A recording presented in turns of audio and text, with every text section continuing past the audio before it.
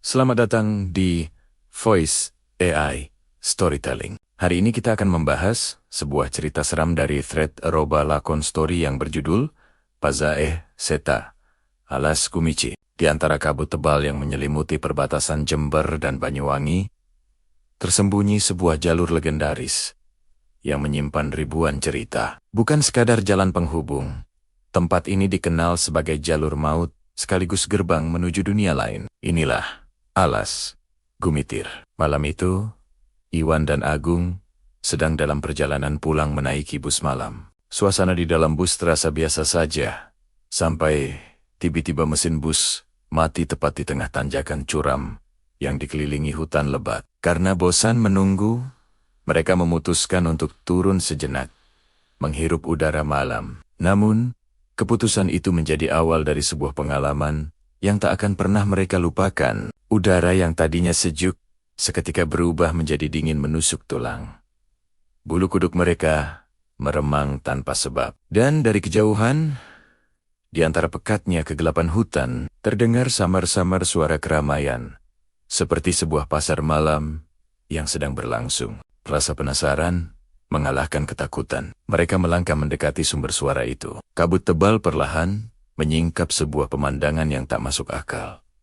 Sebuah pasar yang begitu ramai di tengah hutan belantara. Kios-kios bambu berjejer rapi, diterangi lentera-lentera temarung. Terdengar alunan gamelan halus berpadu dengan tawa dan gumaman para pedagang serta pembeli. Namun, ada yang aneh. Wajah-wajah mereka tampak kabur, tidak jelas, seolah tertutup selubung misteri, seolah dunia lain sedang berpesta di malam itu. Agung, yang merasa lapar, memberanikan diri membeli sebungkus kacang rebus dari seorang pedagang tua. Tapi, saat bungkusan itu dibuka, isinya bukanlah kacang, melainkan kembang 7 rupa yang biasa digunakan untuk ritual. Seketika, Agung tertegun, genggamannya melemah, dan bungkusan itu jatuh ke tanah. Pada saat yang sama, cahaya lentera di pasar itu mulai padam satu persatu, menelan keramaian dalam kegelapan. Alunan gamelan dan suara tawa lenyap, digantikan oleh kesunyian yang mencekam.